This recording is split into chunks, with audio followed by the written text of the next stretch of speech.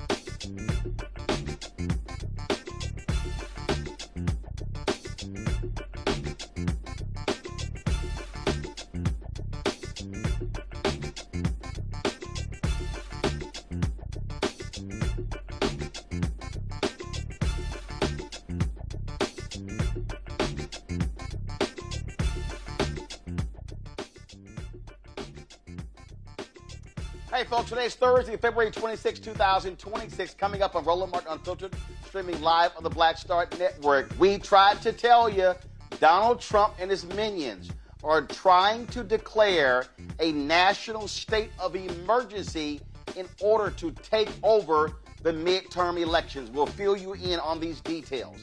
Also, on today's show, the Mississippi Supreme Court has ruled Republicans must redraw lines there because they've been screwing over black voters. But Mississippi is dragging its feet, hoping the Louisiana versus Cali decision is going to bail them out.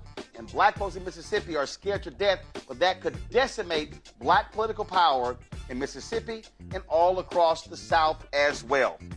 Folks, the University of Pennsylvania is offering a minor in racism and anti-racism studies in response to what's happening in the country.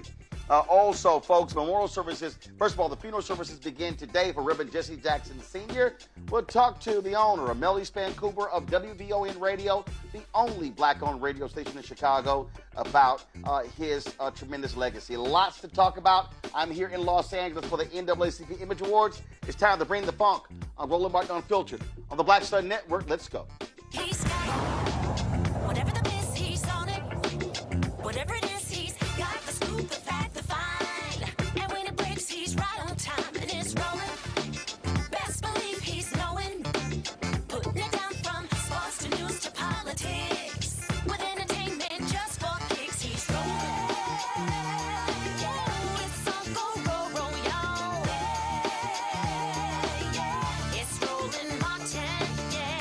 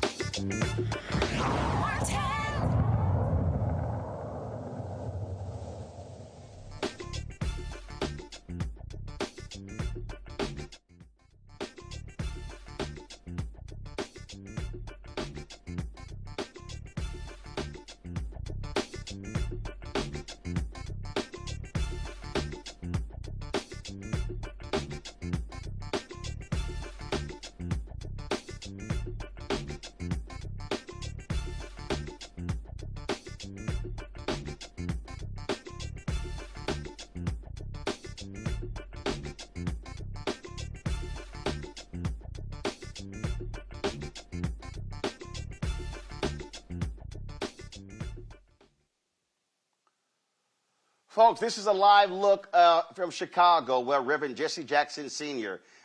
Is lying in repose at Rainbow Push Coalition. You see right there in this picture, you see former Congressman Bobby Rush. Guys, if y'all could bring the audio down some, please. You're seeing Congressman Bobby Rush there. You're seeing Reverend Al Sharpton. You're seeing Congressman Jesse Jackson Jr. I'm not sure of the woman who is standing in between Rush as well as Sharpton. Y'all can pull the music up some. I just need to be a little bit lower. And so, as I said, so today was the first day of the week-long funeral services for Reverend Jesse Jackson Sr. Again, folks are able to go to Rainbow Push to view his body. They are there greeting them. It started at 10 a.m. Central Standard Time this morning, 11 a.m. Eastern. He will lie in repose today as well as tomorrow. And then on Saturday, there's going to be a caravan traveling from Chicago. So it'll be driven by car from Chicago to South Carolina, where he will lie in state at the U.S. Capitol. You see stepping in right there to speak to Jesse Jackson Jr. and Al Sharpton is Yusef Jackson, a son of Reverend Jesse Jackson Sr. as well. And so looks like well, that's AP. We can't control the camera. What I saw right there was Jacqueline Jackson. You see Chicago Mayor Brandon Johnson. You see right next to him is Jonathan Jackson. You see next to him is Santita Jackson. And so folks have been coming to Rainbow Push since 10 a.m. Central Standard Time this morning to pay their respects to the historic civil rights leader who, of course, passed away a week ago Tuesday at the age of 84. You see Mark Thompson there as well. I see Janice, and so many people, so many faces I'm familiar with, of course, who are friends and family of Reverend Jesse Jackson Sr. And so the public is able to come to Rainbow Push and pay their respects. We have a live stream going on our Black Star Network app as well as our YouTube channel where you can actually watch this, and it will be, as long as they are live, we will be live as well. And so, again, the funeral services, the week-long funeral services for Reverend Jesse Jackson Sr. Began today in Chicago. All right, folks, one of the areas where Reverend Jackson always was fighting on behalf was the issue of voting rights. And something is happening right now that we warned everybody was going to take place, and that is Donald Trump and his minions were going to do all they could to steal the election. For the last 6 years, all Donald Trump has done is complain about the 2020 election, saying that it was stolen. Now, keep in mind, other Republicans ran and won. Democrats ran and won, but somehow he was the only person who was impacted by the election. All he has done is yell, rig, rig, rig. Now what we have are some 17 individuals who are now coming forward to claim that China interfered in the 2020 election. So as a result, Donald Trump should receive emergency powers to increase executive oversight of the 2026 midterm elections. They literally are saying that Trump could use the National Emergencies Act to intervene in state-led voting procedures. They argue these drastic measures are necessary to ensure what they call election integrity. Constitutional experts warn that such an action would face immediate and serious challenges in the federal court system. But these folks, they do not care. They are scared to death. Donald Trump said to Republicans last month that you guys got to hold onto the House. If you don't, they're going to impeach me for a third time. He is scared to death of being impeached. Well, if you didn't do anything wrong, why are you scared to get impeached? Because you know you've done some corrupt things since you've been in power. And so that's what we have going on here. My panel, Dr. Greg Carr, Department of Afro-American Studies, Howard University out of Washington, D.C. Reese Colbert, host of the Reese Colbert Show on Sirius XM Radio out of Washington, D.C. as well. Glad to have both of you here. Greg, listen, you went to law school, you understand the law, and these folks are down and dirty, they're nasty, they're despicable, and what they are trying to do, this action right here, is all about how can they steal the midterms. He's scared to lose the House and lose the Senate because then he can't pass anything if Democrats control one or both of those chambers. If Democrats control the Senate, They then determine his nominee is getting approved. They determine if there's even going to be hearings for federal judges and Supreme Court judges. And so to have 17 of his supporters now floating the possibility of taking over the election, it shows you how desperate and corrupt these people are. Yes, sir. Absolutely. I like what Ilhan Omar is referring to him as President Majnoon, an Arabic word meaning evil, mad, or fanatic. But as you say, I'm looking at the Democracy Now! Report that just dropped a few minutes ago, and he's got all these election deniers in place. This guy, Peter Ticknen, who was the attorney for Tina Peters, who we remember, of course, in Colorado, who was trying to throw out the vote, and she's serving a 9-year sentence. He's the one saying, they're going to try to evoke, as you said, the National Emergencies Act and the International Emergency Economic Powers Act. Russell Vought is somewhere around in this, and of course, Steve Bannon filtering around, but they're going to fail. And I'll tell you why they're going to fail, because even though you've got the complete people in the bag for him, like Clarence Thomas, Sam Alito, clearly John Roberts, who we heard in passing Trump refer to during the State of the Union, when he talked about voter ID, he said, we got to do something, John, we can't let it happen. Who are you talking to? You're talking to John Roberts. But the lower courts are clearly pushing back. I think now this is where the acid test is going to reveal that there are people, regardless of their political affiliation, that are not going to allow this madman, this Majnoon, to run over all the laws in the United States. I'm optimistic that this is just not going to come to pass. Well, but here's the thing for me, Reese, and when we were sitting here trying to warn people about this thug being back in power, we kept trying to tell people this is the stuff that they would try to do, what the kind of action they would try to take. And there were a lot of black people and others saying, well, listen, I don't think they're going to go that far. And I'm like, guys, y'all don't understand. These folks do not care about the law. They do not care about the Constitution. They care about power. And so in this Washington Post story, you have these individuals. It's a 17-page executive order where they want to nationalize the elections. And Peter Ticknen, who Greg was talking about, he said, quote, we have a situation where the president is aware that there are foreign interests that are interfering in our election processes, and that the president has to be able to deal with it, including by banning mail-in ballots and inserting voting machines. Really? Are y'all serious? And so here's the problem here, Reese. I recall the 2016 election when intelligence services went to President Obama and Mitch McConnell and congressional leaders and said foreign actors are trying to interfere in the election. McConnell objected to Obama publicly coming out until after the election, and Obama did. Obama should have told Mitch McConnell to go to hell. Then, of course, we saw, and Trump, they say, oh, no, y'all kept saying Russia, Russia, Russia. Oh, it didn't exist. It didn't exist. They kept trying to deflect to China and North Korea and Iran and others. And so then you had a Senate report that actually detailed foreign interference. Senator Marco Rubio was one of the people who was on the panel where they wrote the report. He becomes Secretary of State and act like the report never even existed. These people are liars. They do not care about the Constitution. And I'm telling you, they are going to try to make this thing happen. This is not a bluff. They will try to make it happen, because if they can get away with stealing the election, they absolutely will try. Well, yeah, Donald Trump ran and he said, just vote for me and you'll never have to vote for me again. That's what he said. Oh, no, I'm not. Can you hear me? Yeah. Okay, yeah. Maybe Roland can't hear me. But okay, guys, Reese, hold on one second. Reese, hold on one second. Guys, Reese, hold on. Reese is talking, guys. I can't hear her. So I need y'all to fix that. I can't hear Reese. So Reese, go ahead and talk. Control room, y'all fix the audio so I can hear. Reese, go ahead. Now I can hear you. Go. Well, so Donald Trump, when he ran in 2024, he told an audience, just vote for me once and you'll never have to vote again. And so he's already stated what the intentions are, is to lie, cheat, and steal. Every single accusation from this administration is a confession.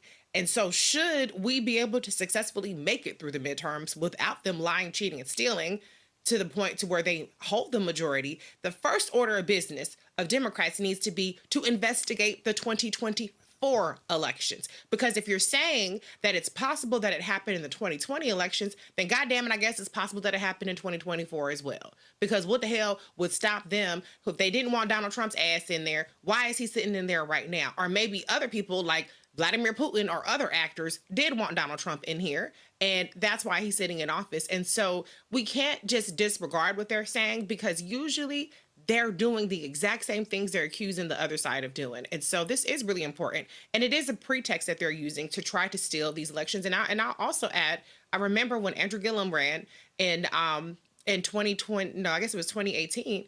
And there was, I'm pretty sure it was a Black woman in Miami-Dade who talked about election interference in that race. And so that was never investigated because, unfortunately, Democrats are too busy half the time. And I know that he wasn't president, Democrats weren't president then, but Democrats have taken the posture that what Donald Trump is saying isn't even possible because they want to try to engender faith in the election system. Clearly, there are some vulnerabilities here, but I have every single bit of assurance that any vulnerabilities are being exploited by Republicans for the benefit of Republicans. So what we need to know is that we have to get far beyond cheating distance. Whatever they do, we have to come back 10 times harder so that it is impossible to deny the will of the American people.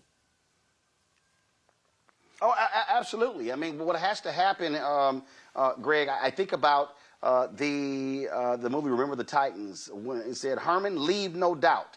I mean, we have to what we were, who did we have on the show the other day? I think it was I think it was Congressman Jonathan Jackson talking about his dad. He said we have to overwhelm the voting polls. I mean, we have to make it so hard for these folks to cheat. They'd be like, damn, we're going to have to flip 100, 200, 300,000 votes. We got to put pressure on these folks. And this is no moment for people to sit out. I mean, we say this all the time. I've been seeing these videos of some of these Simple Simons talking about, I didn't vote for Kamala Harris. I didn't vote for Trump because I didn't hear an agenda on police brutality. That's a lie. Didn't hear an agenda on economics. That's a lie. And I'm telling you, what these people want to do, they want to steal it. This Cali decision, we're going to talk coming up next what's happening in Mississippi. They absolutely want to invalidate state races, state Senate, state representative races, congressional races.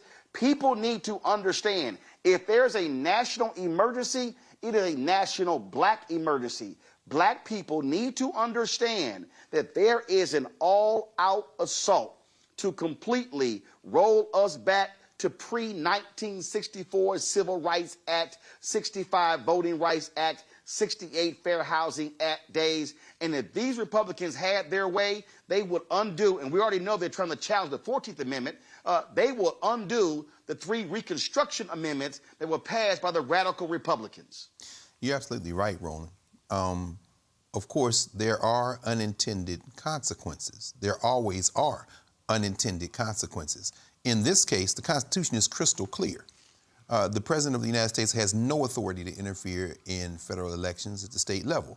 We know, of course, that this draft executive order, which has been kicked around since maybe July, according to this early reporting, we know that it does not have the force of law. It can be ignored. The Colorado Attorney General has already said we will fight them, but it's really almost not necessary to fight them in court because the courts have shown very clearly that they have rejected similar attempts. There's no statutory authority. There's just no way for them to do it. If, however, to your point, they do not only attempt this, but figure out how to bring it off, then of course the other prong becomes the prong that we should already, and Reese, you've already said it, we should already be practicing, which is to literally overwhelm them. As for the chattering class, the talking heads, the YouTubians, and others who are talking silly, maybe they're on the payroll, maybe they're not, the bottom line is this: we will overwhelm you as well. And in overwhelming you, we will use you as the barometer through which we show other Black people and everyone else that this is what weaponized ignorance looks like. We're not going to debate you.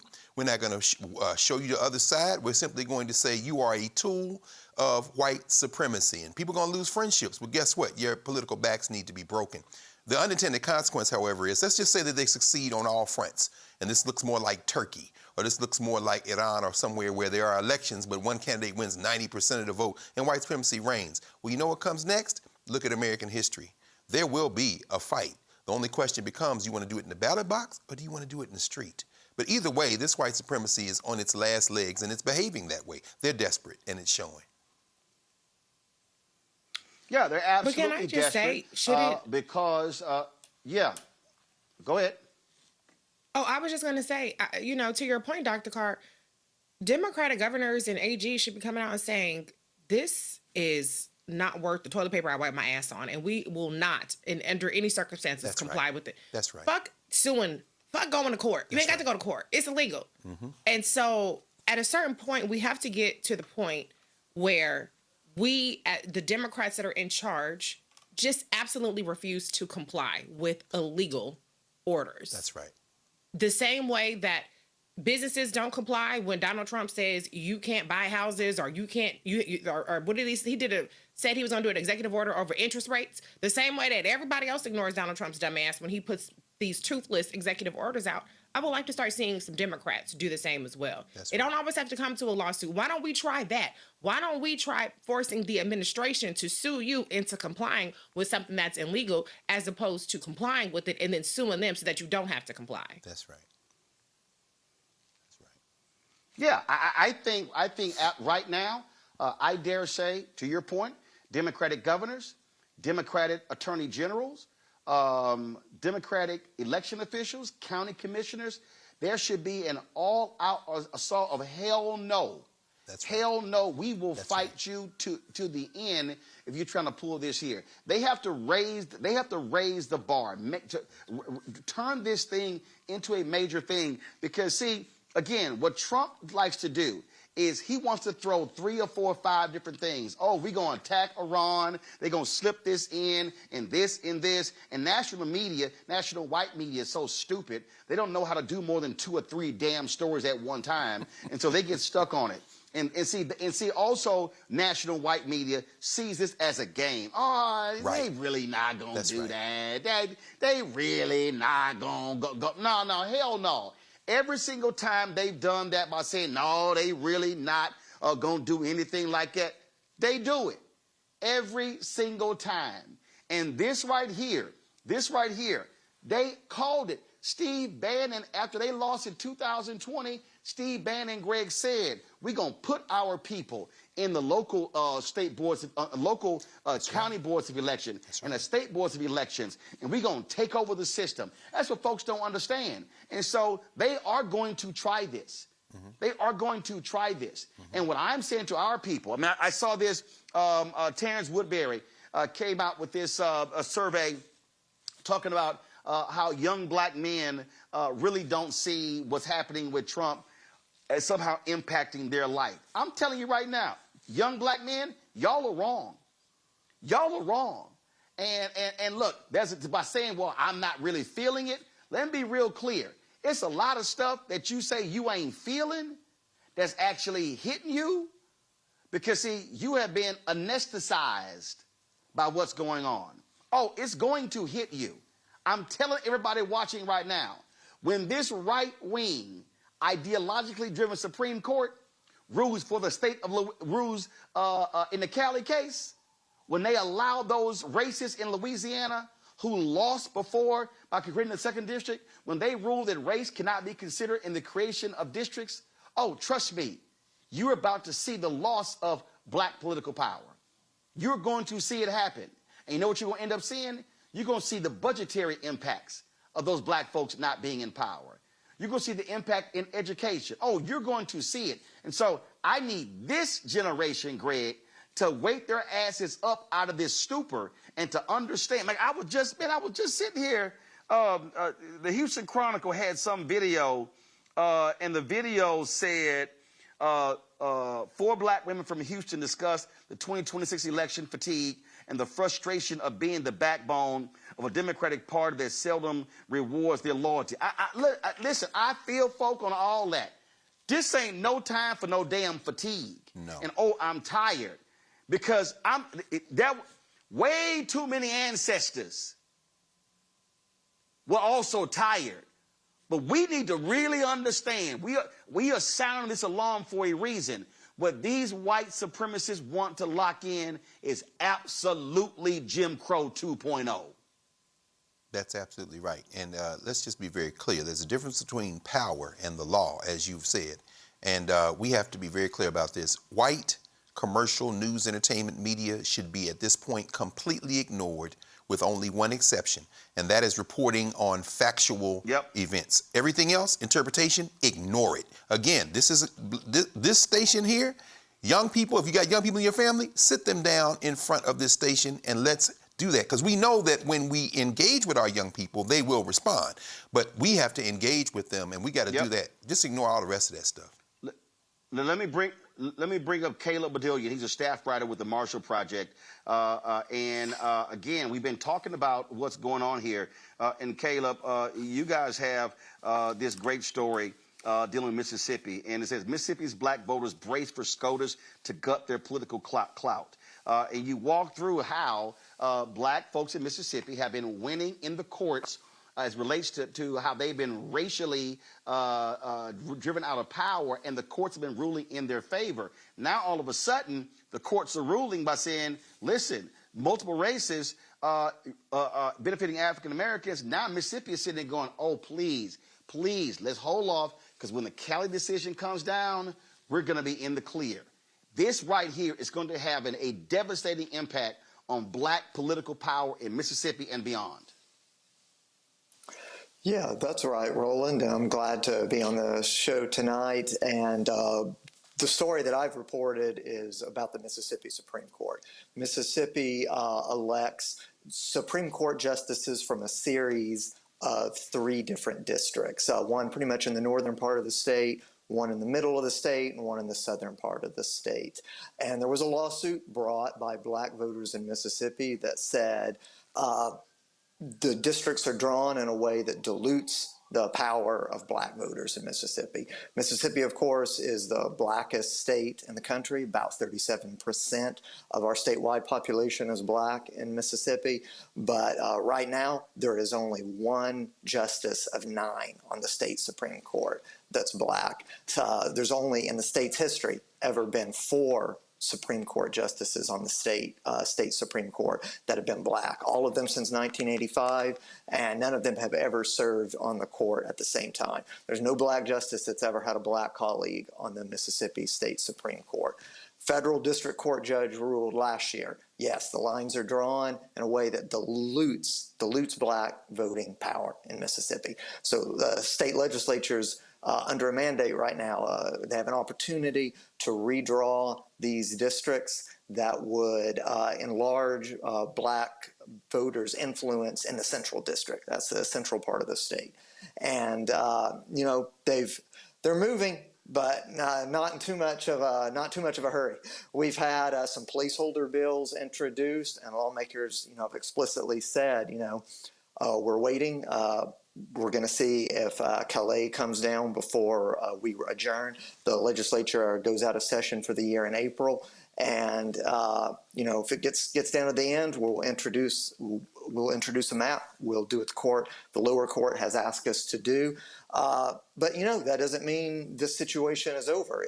Even if we get through the end of the legislative session and lawmakers do approve a map as instructed by the lower court, and they increase the influence of black voters in the central district, give them more power to potentially elect additional black Supreme Court justices. You know, that case is still on appeal before the Fifth Circuit. You know, Calais will be decided by June at the latest. And, you know, when that comes down, if the Voting Rights Act is heavily weakened, then this order is heavily, you know, it's at risk on appeal. We might never see these new maps used in an election.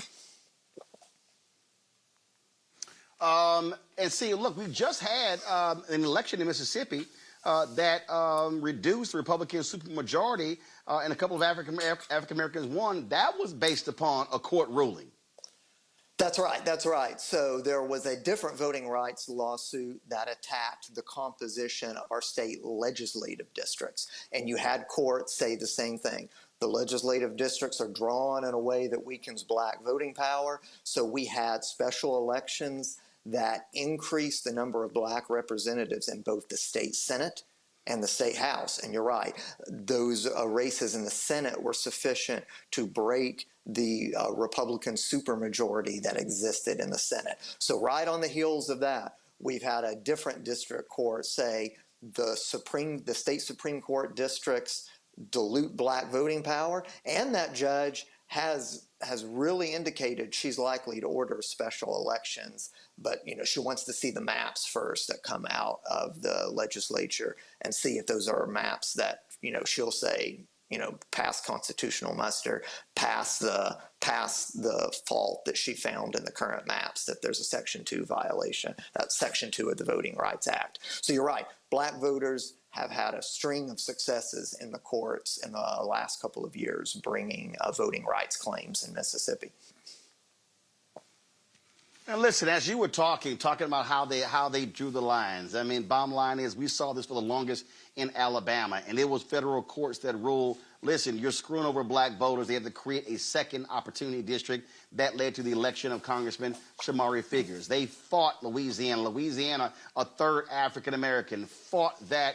It was like, went to the Supreme Court, went back, they tried more tricks, go back, no. Then they create the second district that elects Congressman Cleo Fields, and then they came up with this other, another way to challenge it, and that's where the Calais case comes from. And so what we have seen, we have consistently seen white Republicans all across the South use the pen to screw black voters in so many different races, and without Section 2 of the Voting Rights Act, without that, we're not going to see any sort of protection. And frankly, based upon those oral arguments, this Roberts-led court, guess what?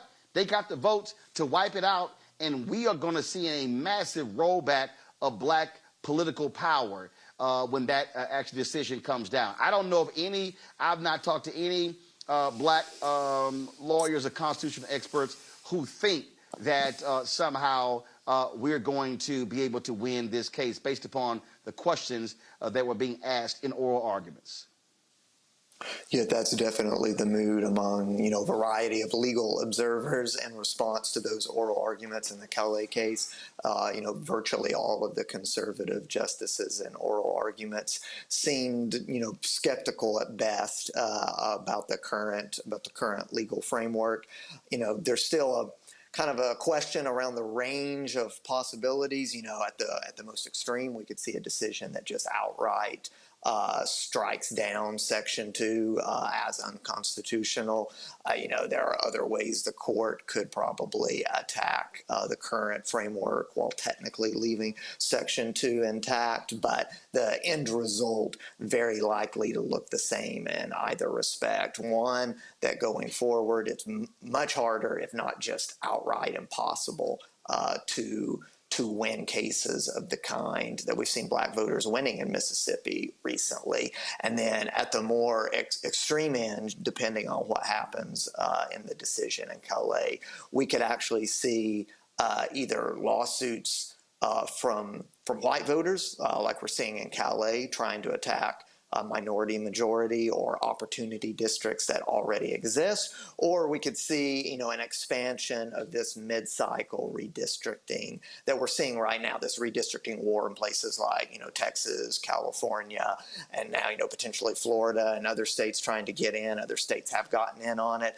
If Section 2 falls, it's not clear how many states or how fast they could move depending on when Calais comes down. It might not be in time for this year's elections, this year's midterms, but we could definitely see southern states eliminate currently existing black majority districts, like the district in Mississippi that's represented by Representative Benny Thompson. So we could see, many of those opportunity districts across the South that are currently, held by black representatives redrawn and eliminated. All right, then. Caleb, great reporting with the Marshall Project. Thanks a lot. Absolutely. Thank you so much for having me. Real quick, going back to Greg and Reese, again, we keep trying to tell folk they got to pay attention to all of this stuff because all of these things are moving all at the same time, Reese. So you've got the Supreme Court action, you got what Trump and them are doing, you got what's happening in the states, you got Florida trying to redistrict, you got those weak-ass Democrats in Maryland who didn't want to move. I mean, again, this is what drives me crazy about soft, weak, impotent-ass Democrats who don't understand what's going on. The other side is playing for keeps. They playing for power. You can't sit here and say, well, no, we're going to do things a certain way in the right way. They don't give a damn. This is where you got to have a whole bunch of Louise Lucases in every state saying, we going to swing, let's swing. Well, yeah, but people don't want black women in charge. I mean, that's the problem. Y'all want shit to be better, but you don't want the motherfuckers that's gonna fight tooth and nail for it because she cussed too much or she wear long eyelashes or whatever the hell stupid ass things y'all come up with, or she got she got an annoying laugh, whatever. So, this is what we get when we deal in the superficial, when we deal in stupidity, as opposed to dealing with people that really are about that life. But what I will say is, when the reason why I don't call this Jim Crow 2.0, I call it Trump Crow, is because when these black districts get taken away and when black voter power gets diluted, guess what? Your white ass can kiss your Medicaid goodbye. You can kiss your SNAP goodbye. You can kiss your Section 8 goodbye. You can kiss your Social Security goodbye. You can kiss your workers' rights and protections goodbye. You can kiss every civil rights advancement goodbye, because we got that. We got that through blood, sweat, and tears, and we keep it because we vote. We are the conscience of the American electorate. And so diluting our power is going to make your life more fucked up, whether you realize it or goddamn not. Greg, if folk out there are saying, hey man, this ain't gonna really impact me, I want everybody to be on record. We are on record right here at 6:37 p.m. Eastern on February 26, 2026. We gonna say a big ass hashtag we tried to tell you. We are, and it's going to be necessary to do. Holly Green often says sometimes movements skip a generation. In this case, maybe 2 generations. And as we heard the good brother Damon Hewitt say on Tuesday night in the State of Our Union, Damon said, things are going to get worse before they get better. In the case of Mississippi, let's say that the Calais case, in fact, does kick the teeth out of Section 2 of the Civil Rights Act. That means the lawyers are going to go back and try to preserve salvage some of Judge Aycock's opinion on new legal grounds. They're going to push to try to maybe get those adopted maps. Maybe they will fail. But here's the end game, seems to me. When folks like Latasha Brown or Cliff or April Albright say that we must emphasize the South, I agree with that. And I'll add this, we must emphasize the cities. There should be no supermajority white nationalist legislatures in the South, even with the extreme gerrymandering, if we will do what you and Reverend Barber and our good brother Gary Chambers out of Louisiana say, which is vote our numbers. Maybe they will have a white nationalist majority in those states, and I'm not at all sure of that because I don't even trust that Mississippi is as low as 37% black. I'd say at least 40% or more. But either way, we can stop them from running through at the state level these supermajority bills and legislation. Now, Atlanta, Jackson, Mississippi, Birmingham, New Orleans, you name it, go through the South.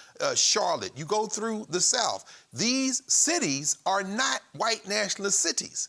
Even as they can hamstring them at the state level when it comes to funding, and even if they continue to capture the federal legislature in terms of funding, the cities then become our place where we push back and where we consolidate power. It does, however, finally have to be based on this.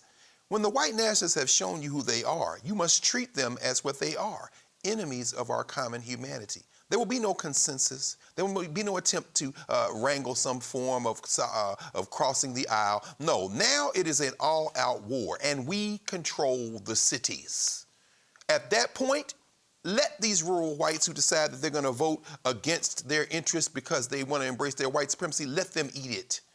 And let's engage in colorblind constitutionalism, as Derek Bell would call it, in the cities. We're just giving out contracts based on the majority of the people in the city. We're just doing that. And guess what? If you control the mayor, if you control the city council, even if they try to starve you at the state level, you still have considerable power. And then this next generation, not these young people now, perhaps, will continue to run up and down and chase balls for the SEC or anything.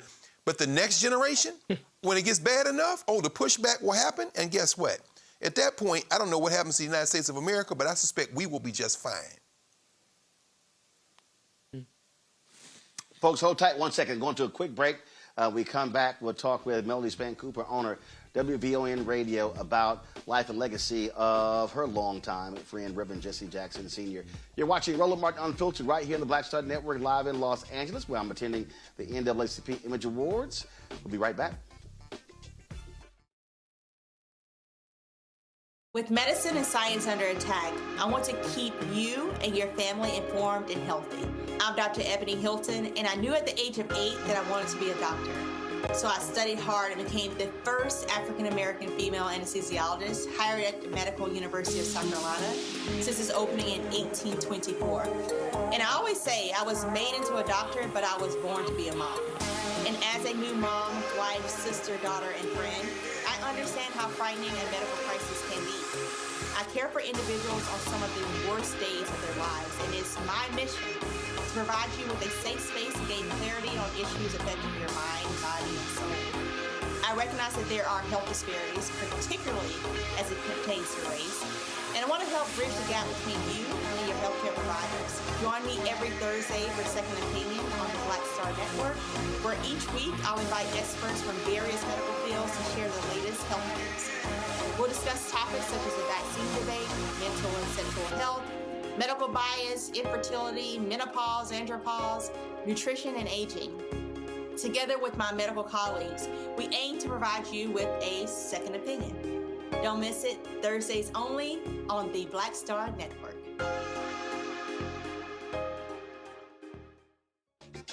My name is Bill Duke, and you're watching Roland Martin Unfiltered.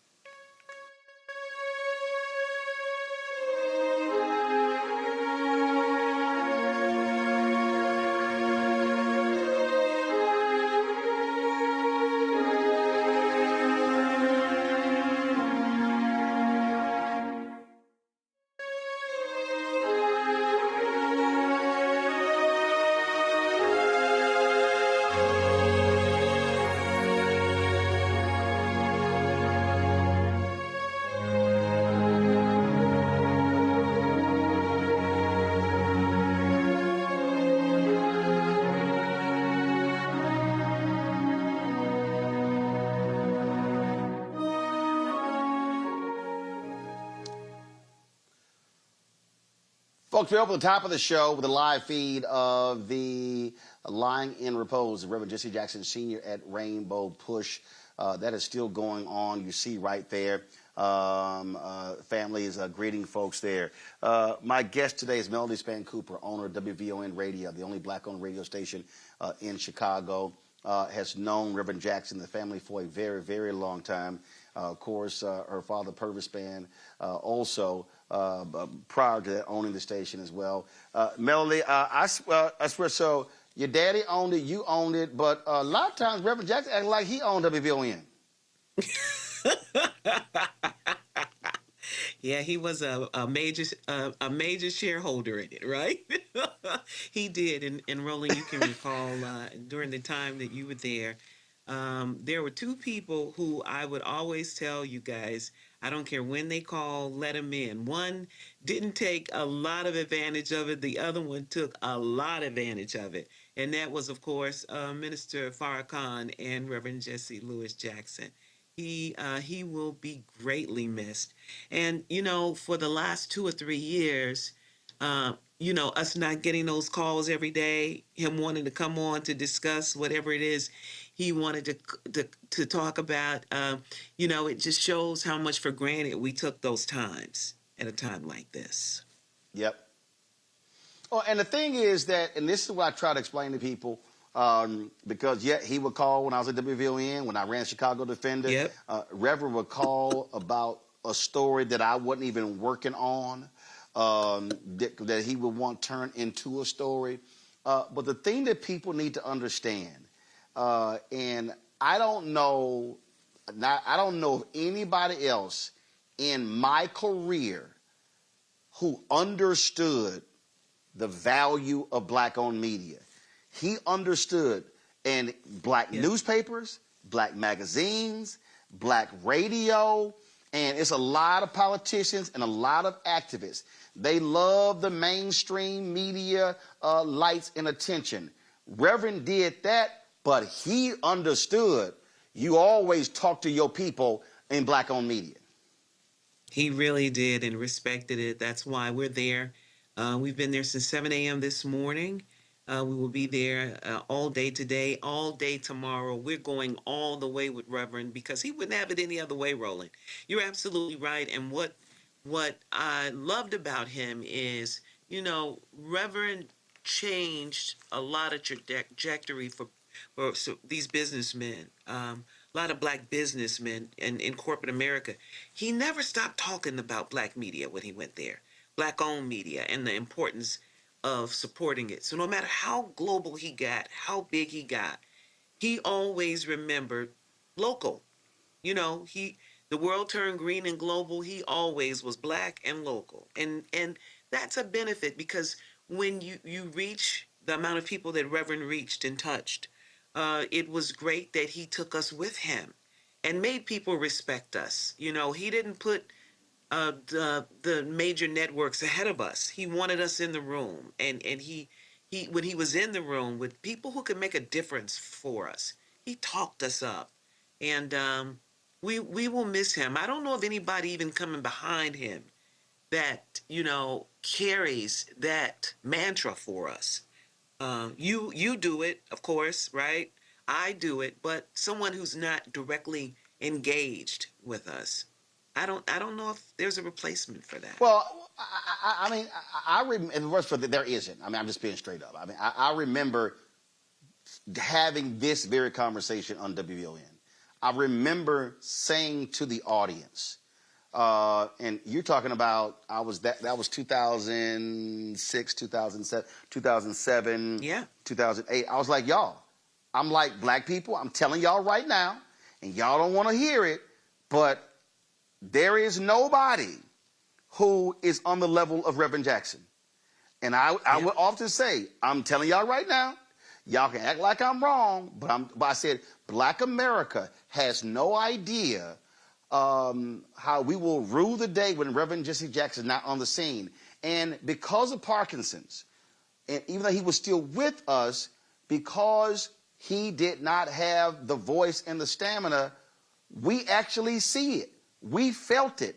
And people thought, I'm like, people are, oh man, you just saying that. I'm like, no. I'm like, y'all don't understand. And what I said before, when we had the night he passed, I said, I think part of the problem, Melody, you alluded to it, that because he was ever present, omnipotent, always on the scene, we absolutely took for granted his presence.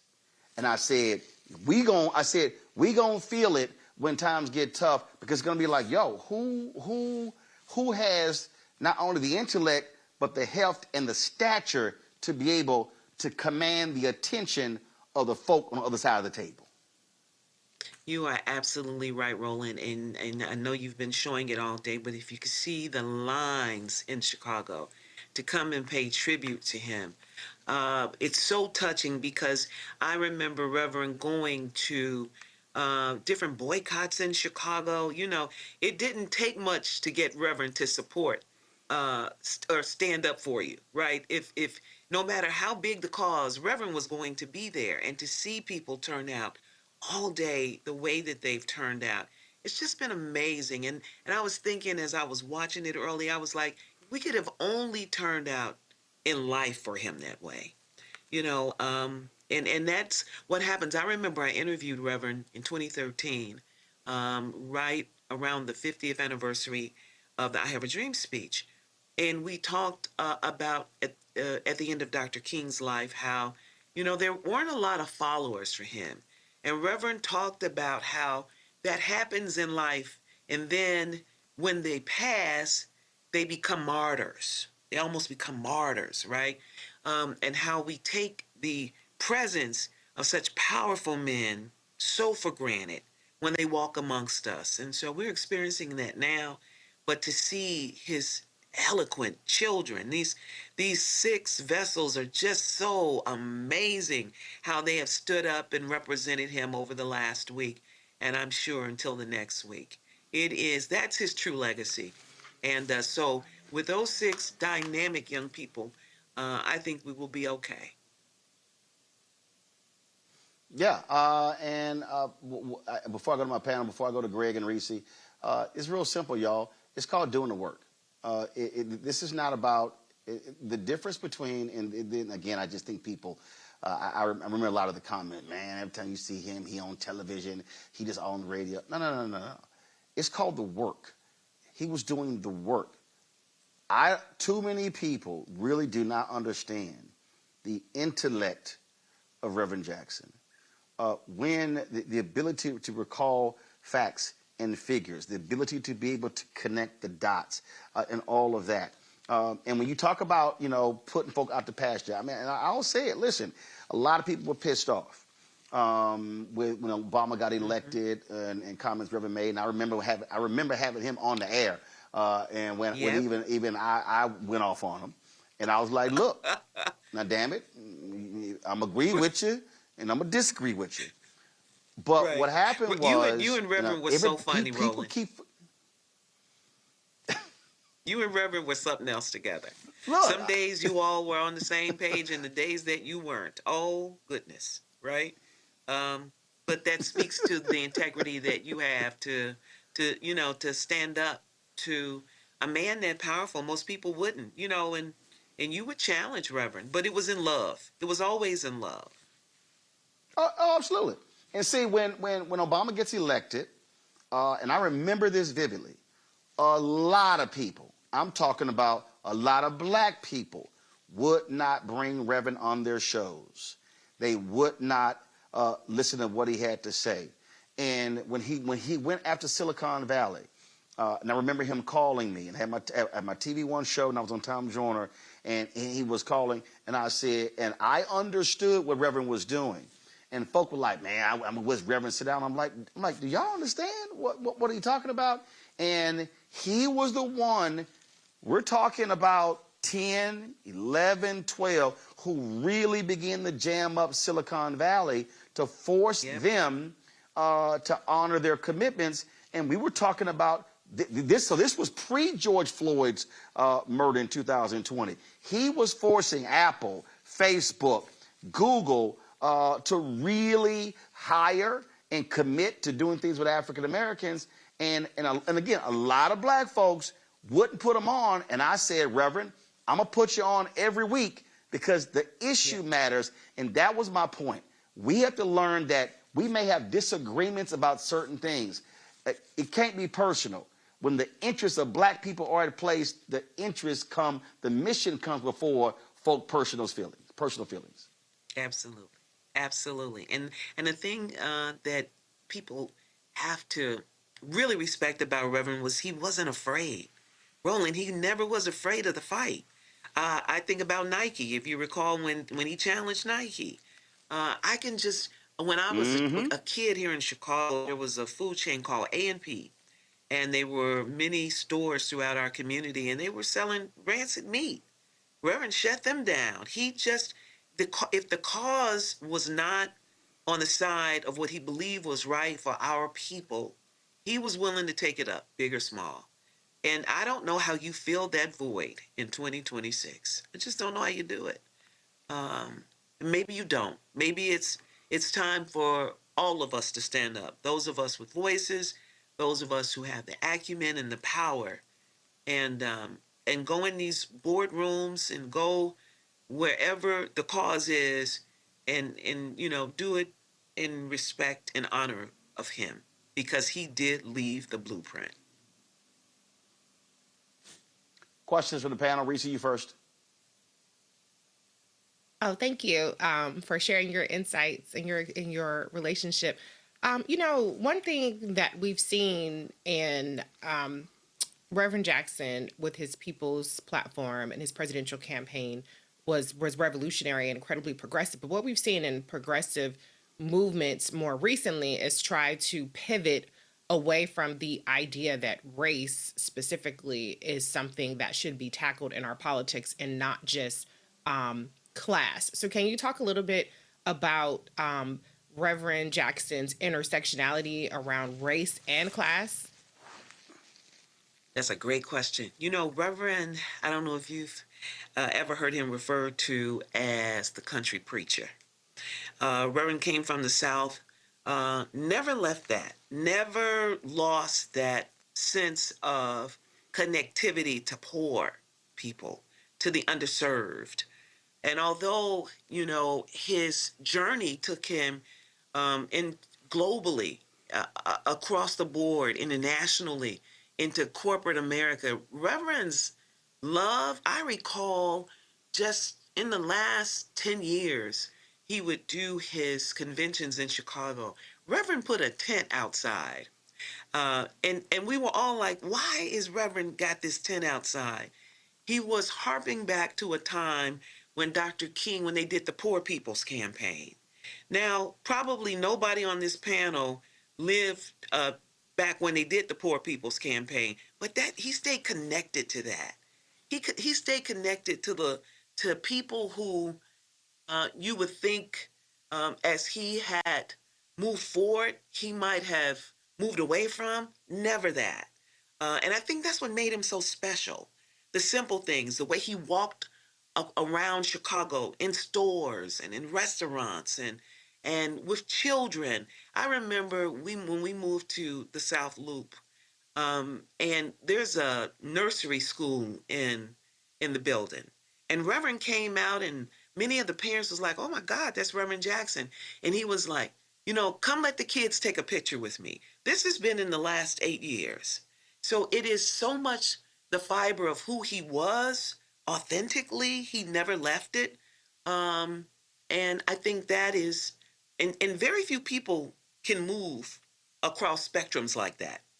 Reverend was one that could. Rob Blagojevich, who was the former governor of Illinois, was on earlier this year and talked about when they went to Serbia. And you remember that, Roland?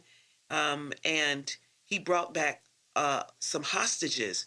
And he talked about Reverend's ability to negotiate at a level that he had never experienced or never seen.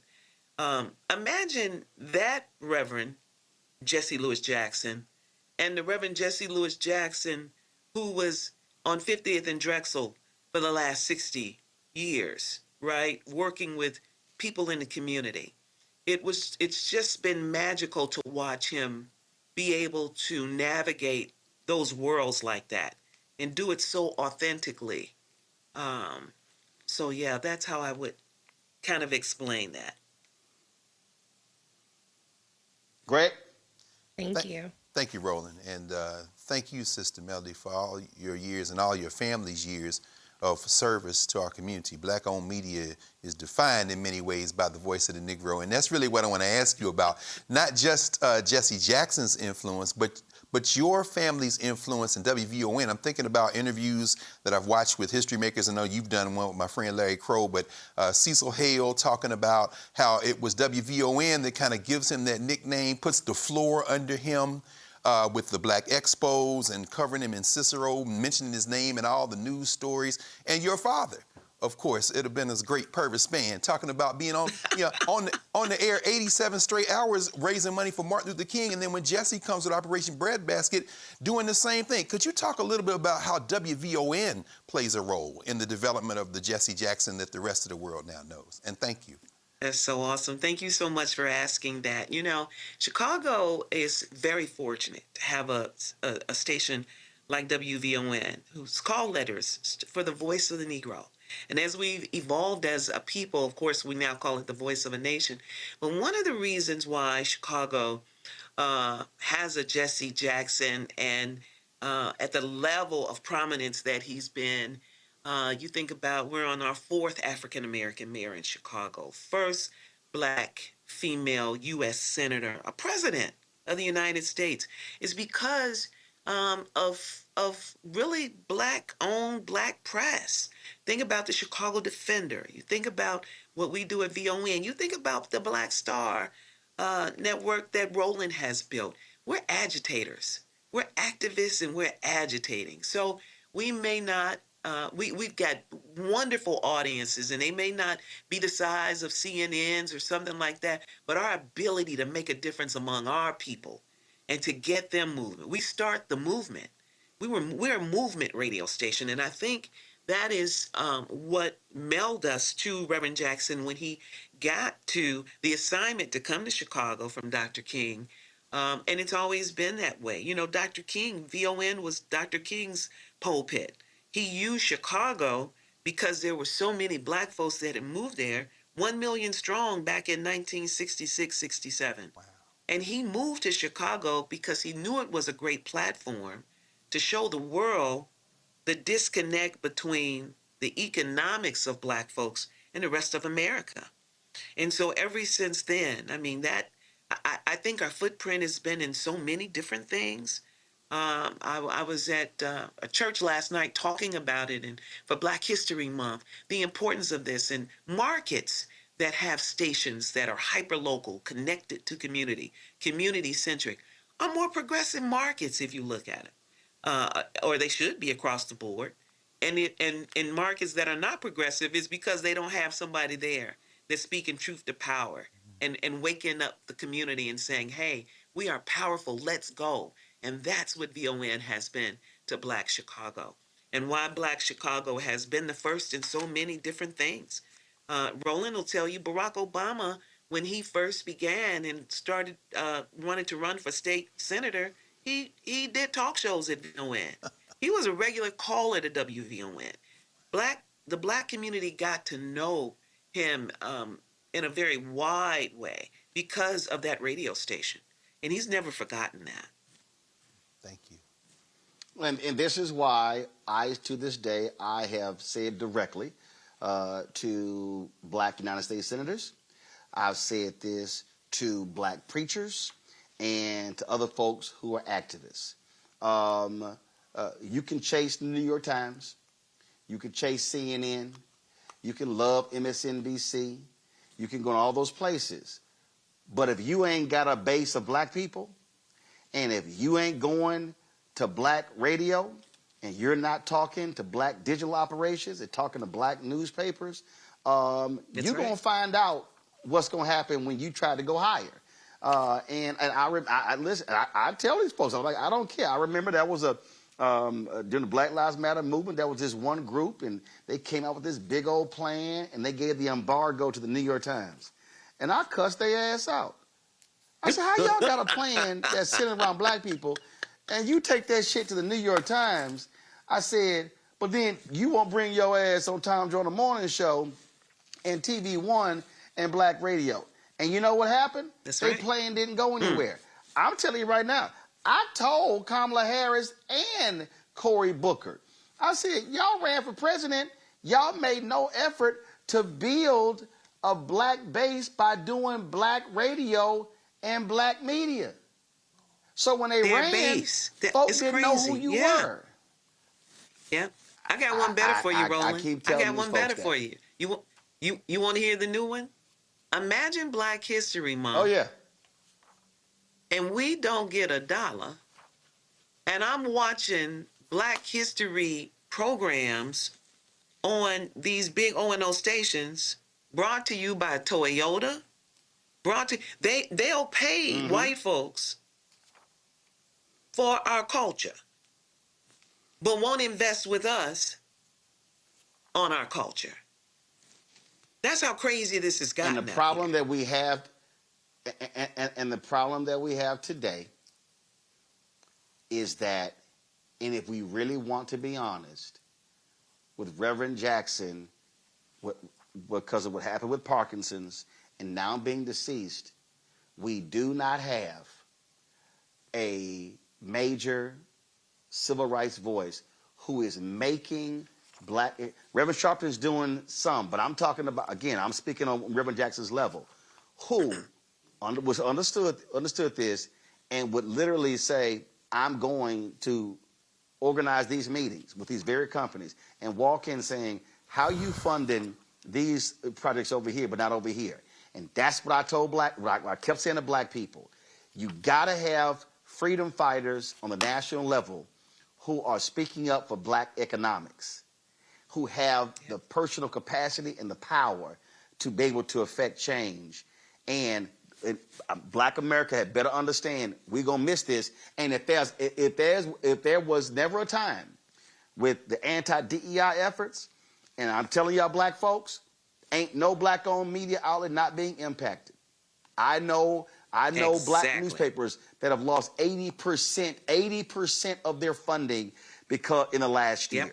And so with Trump there for the next 3 years in the attacks, if there was ever a moment, and I'm here at the NAACP Image Awards, if there was ever a moment for black civil rights groups, that's talking to you, Derek Johnson, NAACP, Mark Murriel, National Urban League, Reverend Al Sharpton, I'm talking about, and then other groups, if there was ever a moment, Samantha Tweedy, Black Economic Alliance, Global Black Economic Forum, Alfonso Marsh, if there was ever a moment, this is the moment to step up and say, we are going to answer that call to further the action going from Reverend Leon Sullivan to MLK, morphs into Operation Breadbasket, Reverend Jackson morphs into Push, and then now we're in 2026. Because if you ain't got black folks nationally fighting for black economic inclusion, then you can guarantee we will be left out of this economic pie. Melody, always a pleasure. I appreciate it. My team will be in Chicago next week. We shall cross paths. I will see you there. I'm in Atlanta right now. My aunt passed it, and I've been in traffic all day. How do people live here? Anywho, I will see you next week in the Chi. Looking forward to it. Absolutely. All right. Condolences to the family and look forward to seeing you next week. Thank you so very much. All right, folks. Listen, Greg is going to take over the show for me from here. I got to run and go do some stuff. But that point right there, I'm telling y'all, listen, I had this conversation when I was getting a bite to eat earlier.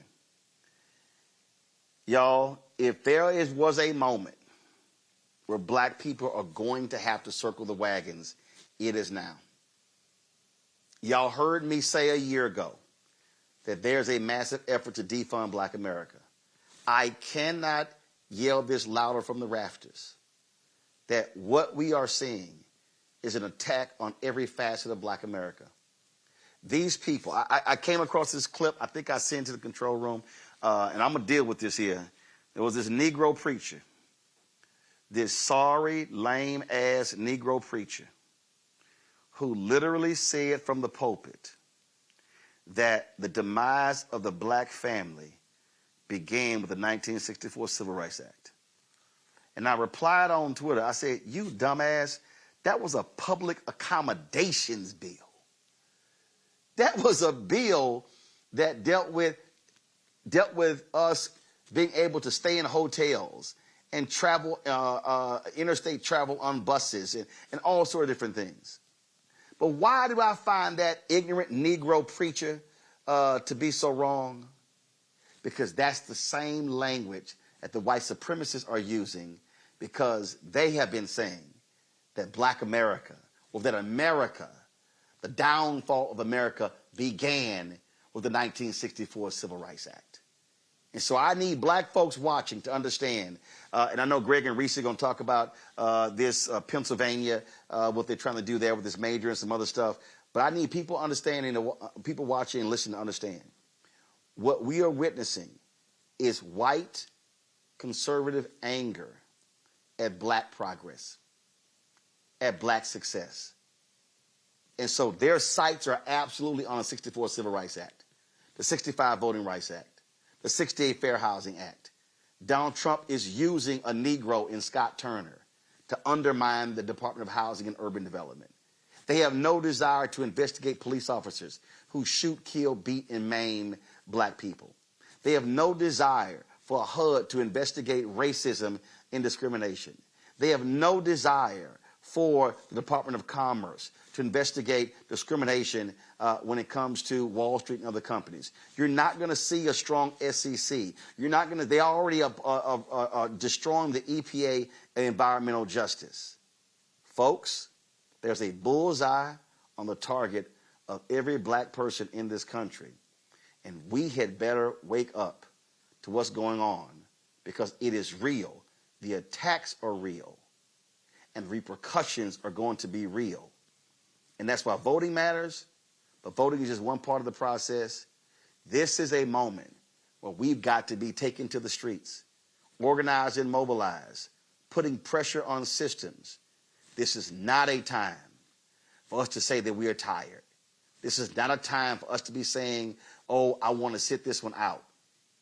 Because our nieces and nephews and our children and grandchildren cannot afford for us to be on the sidelines. Folks, support Roland Martin Unfiltered with your resources. We require your help to do what we do. We don't have millionaires and billionaires.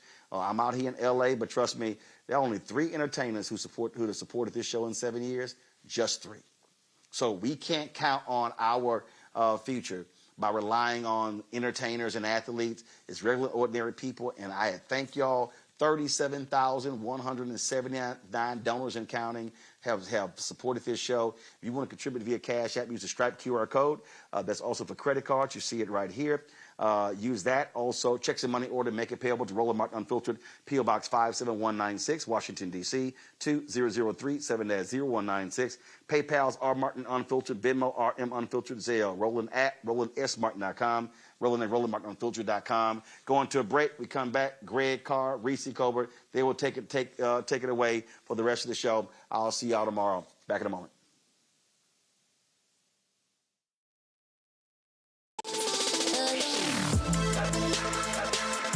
Hey y'all, welcome to The Other Side of Change, only on the Black Star Network and hosted by myself, Rhea Baker, and my good sis, Jamira Burley. We are just 2 millennial women tackling everything at the intersection of politics, gender, and pop culture. And we don't just settle for commentary. This is about solution-driven dialogue to get us to the world as it could be and not just as it is. Watch us on the Black Star Network, so tune in to The Other Side of Change.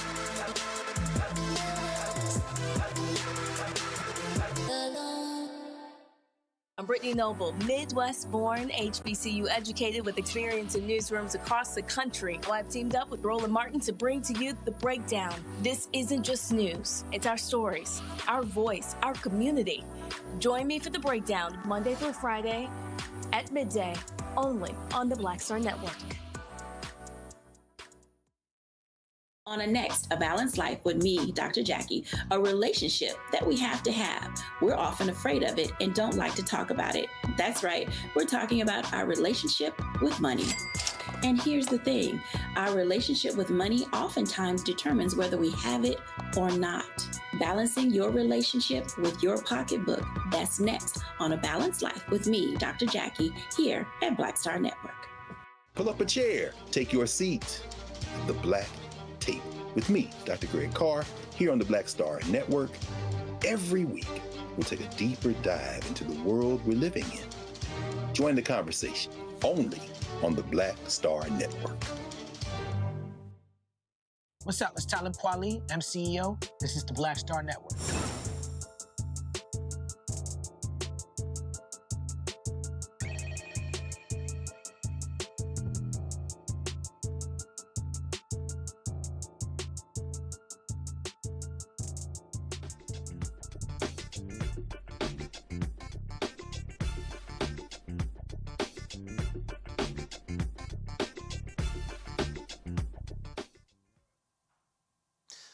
Donald the Con Trump is escalating his so-called war on fraud, freezing more than $250 million in Medicaid funding to Minnesota. Junior Varsity Vance, J.D. Vance, says the payments will remain paused until the state submits an anti-fraud plan that the administration considers acceptable. Minnesota is the first state targeted, and officials say others could follow. Of course they do. The move comes a day after Trump vowed in his so-called State of the Union to crack down on fraud in federal programs. Probably the first thing he needs to do is give all the money that he and his Trump crime family are taking out of our pockets back to the government. The administration is freezing new Medicaid payments to companies supplying durable medical equipment while it investigates suspected fraud.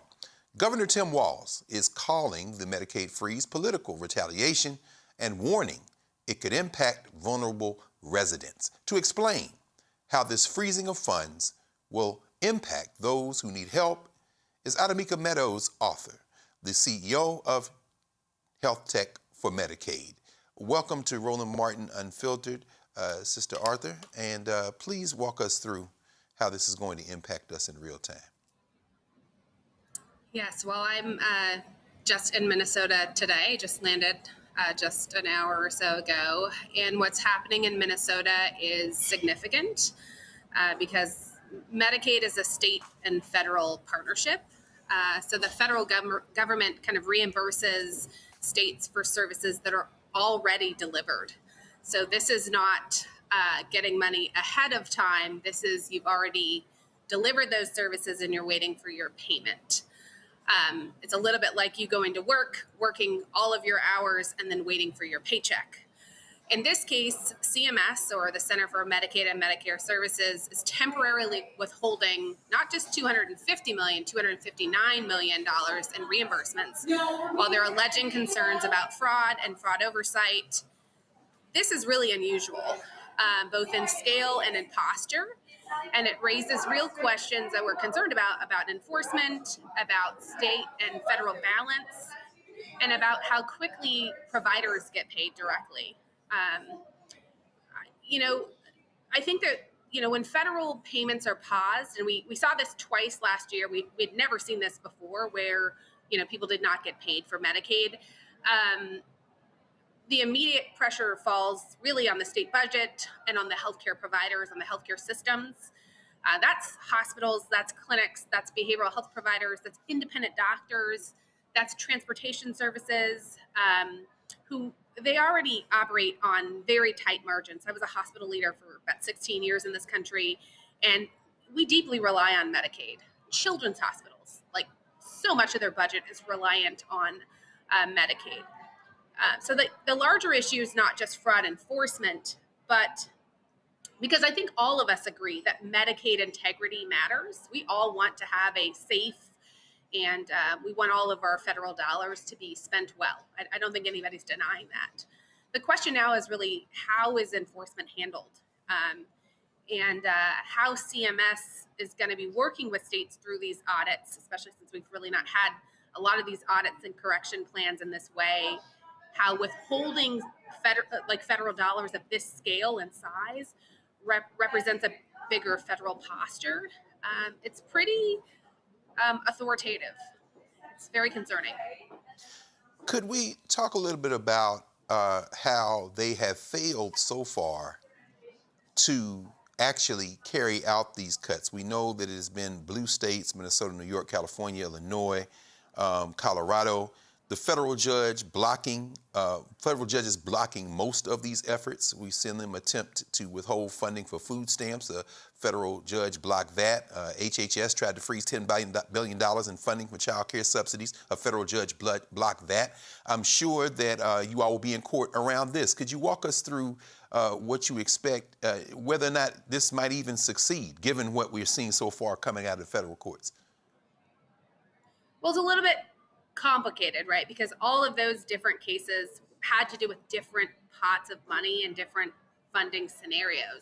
This is a completely different pathway, and it's a pathway we're not really used to getting kind of cut off. One, in that volume of money, and two, in this sort of way. So this is kind of unprecedented in a way. I do expect there will be legislation around that. There'll be some enforcement around this. I'm certain there'll be litigation. I think what people need to understand is that Medicaid is the largest insurer of children, right? It is the biggest payer of long-term care. It is a major source of disability services, right? And you talked about durable medical equipment, right? These are things that people need, right? And so when funding becomes uncertain, providers, hospital systems, clinics, federally qualified health centers, they face cash flow issues, and that can ripple outward. Now, I don't want people to think their benefits are ending, right? Or that this impacts them personally at home. It really impacts the systems more than it impacts them.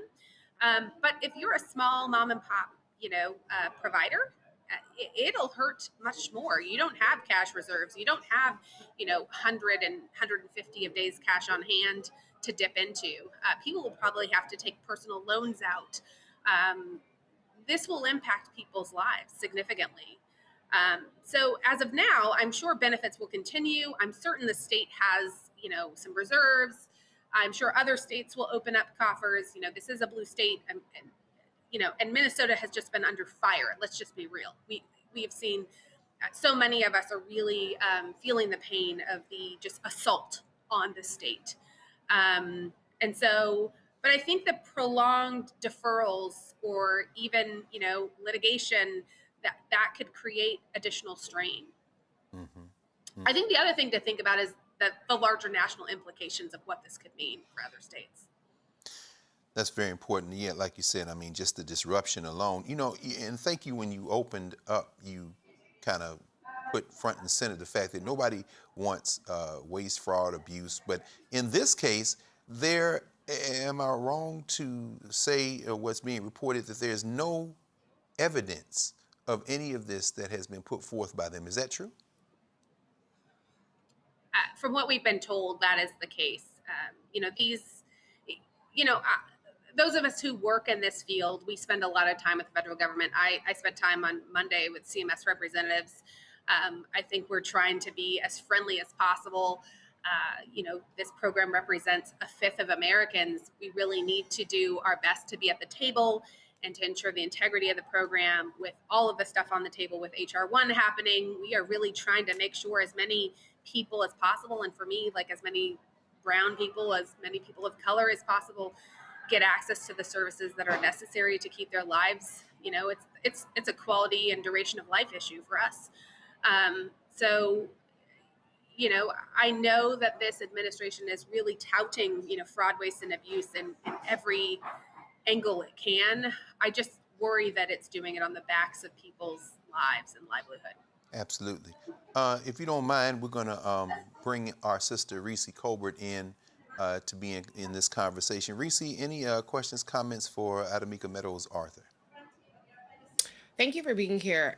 One of the points I try to emphasize is that these safety net programs are not charity, and how they essentially supplement people who are not are receiving these services, this Medicaid or Medicare or whichever, by providing a patient and revenue base in these areas. Can you talk a little bit about how Medicaid stabilizes the consumer base or stabilizes the revenue base so that providers actually want to service certain areas?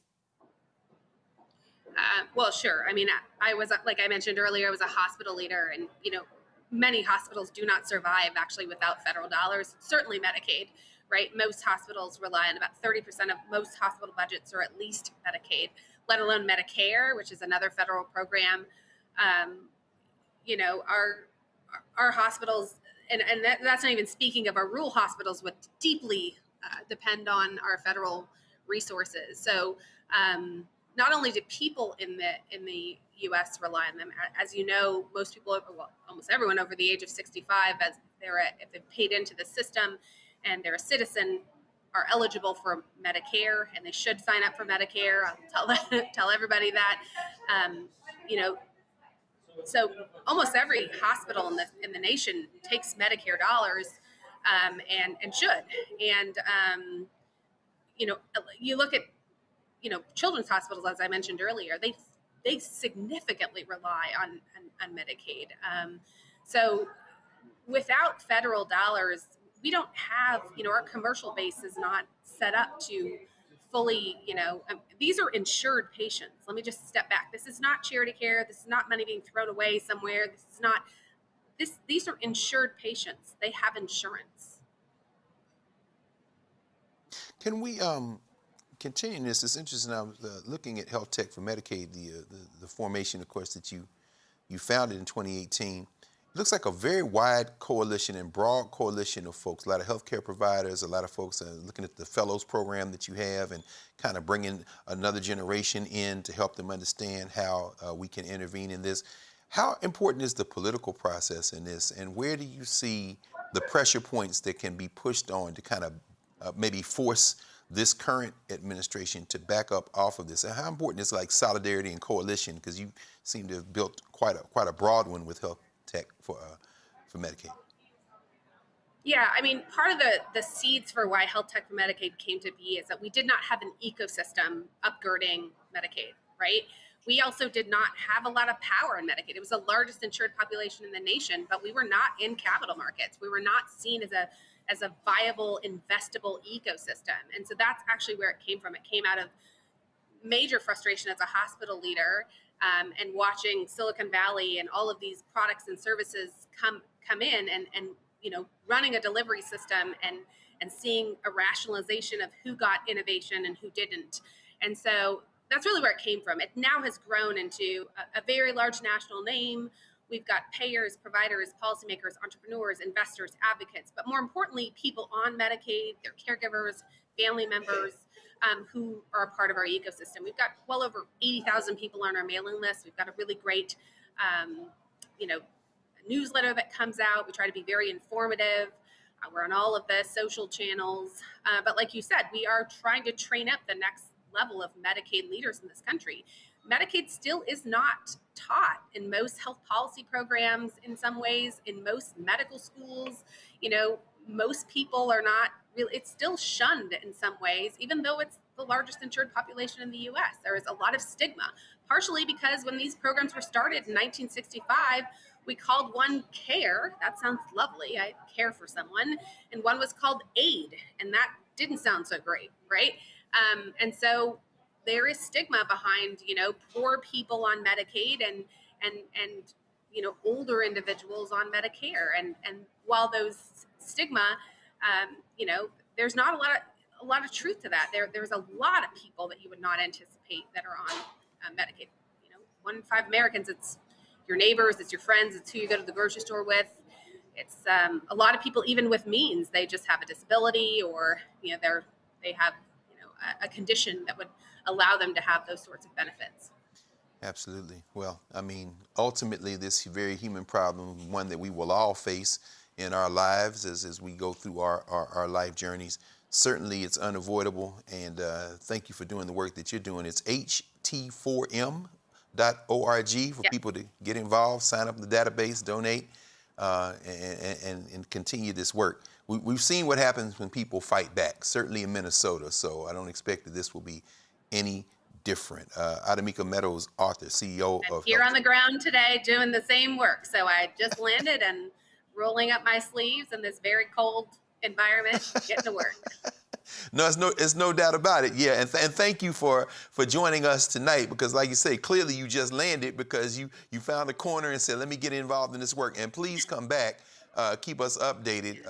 Minnesota has become in many ways the tip of the spear, and we wouldn't expect anything less. And certainly we're going to support you here at Black Star Network. Thank you, Sister Adamika Meadows, author, and we'll talk with you again soon. Thank you. Thank you. Yes, ma'am. You're watching the Dr. Carr, can I interject something? Oh, yeah, quick? please. Oh, yeah, please, Reese. Yeah, of course. Come on. Yeah, absolutely. Yeah, I just wanted to bring up, there's been so much talk about Minnesota fraud, Somali fraud, et cetera, et cetera. Yes. I just wanted to point out that what they're talking about, the main thing they're talking about, the hundreds of millions of dollars, was a program. And that fraud, alleged fraud, I should say, started when Donald Trump was president. That's number one, in 2020.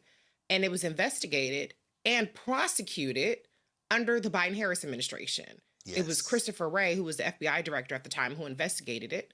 And it was Biden's DOJ that prosecuted these people. And so Donald Trump touts finding this fraud as though his administration is the one that found this fraud. His administration didn't do jack shit. It started under his administration. Mm-hmm. So it was actually the Democrats. It was actually Joe Biden and his department, or his Department of Justice, that discovered this and prosecuted it.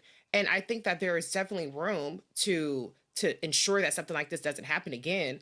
But make no mistake about it, that fucking idiot Kash Patel, who is too busy taking private jets all around the world, and so busy that even Charlie Kirk's killer couldn't have been investigated quickly enough because Kash Patel was rolling off somewhere in a private jet. That's right. He ain't find nothing like this. They are not even competent enough to discover the kind of fraud that they are touting that the other guys discovered. So any kind of fraud under this administration is probably going to be balls to the walls with them under it. And the last thing I'll say is, they talk about withholding $250 million in Medicaid payments to Minnesota, which is bullshit. But Donald Trump has pardoned criminals who are responsible for hundreds of millions of dollars of fraud, and his pardons have cost Americans over $1 billion in restitution that no longer has to be paid as a result of his pardons. And so this administration is completely full of shit when it talks about going after fraud. He has rewarded fraudster and fraudster. All they have to do is cut a check to a Donald Trump campaign or buy some crypto, and Donald Trump will sign on the dotted line to let them get away with all kinds of fraud and all kinds of illegal behavior. That's absolutely right. Thank you, Reese, for pointing that out. And like you said, under the Biden administration, in September 2022, the FBI has made the first arrests, I guess, in September, and they said the Justice Department under the Biden administration charged 48 people with stealing $240 million for exploiting child nutrition program during the pandemic. But of course, the money was flowing fast and free. Ask Matt Gaetz and Marjorie Taylor Greene about money that they got during the pandemic. So. But yeah, thank you for making sure that we understand that this is not a new story and that it shouldn't be trained on the Somalis of Minneapolis and of Minnesota, over 100,000, largest diaspora of Somalis in the world.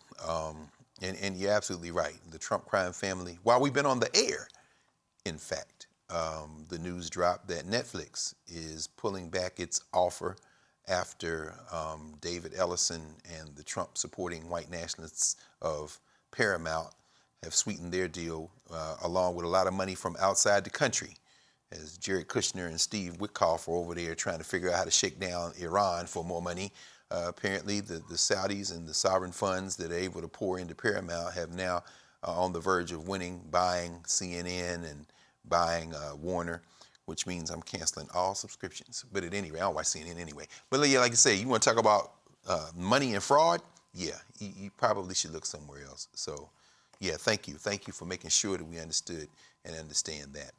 You're watching the Black Star Network, Roland Martin Unfiltered, and we will be right back.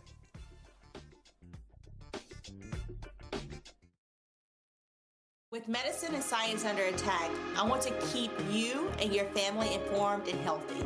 I'm Dr. Ebony Hilton, and I knew at the age of 8 that I wanted to be a doctor. So I studied hard and became the first African-American female anesthesiologist hired at the Medical University of South Carolina since its opening in 1824. And I always say I was made into a doctor, but I was born to be a mom. And as a new mom, wife, sister, daughter, and friend, I understand how frightening a medical crisis can be. I care for individuals on some of the worst days of their lives, and it's my mission to provide you with a safe space to gain clarity on issues affecting your mind, body, and soul. I recognize that there are health disparities, particularly as it pertains to race, and I want to help bridge the gap between you and your healthcare providers.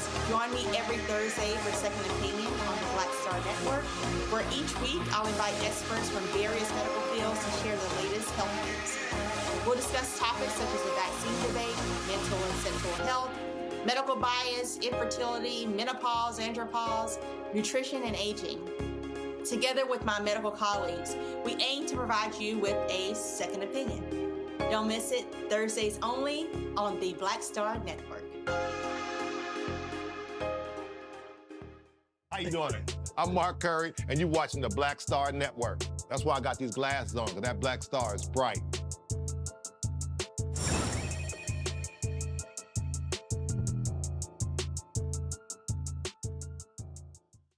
Welcome back to the Black Star Network.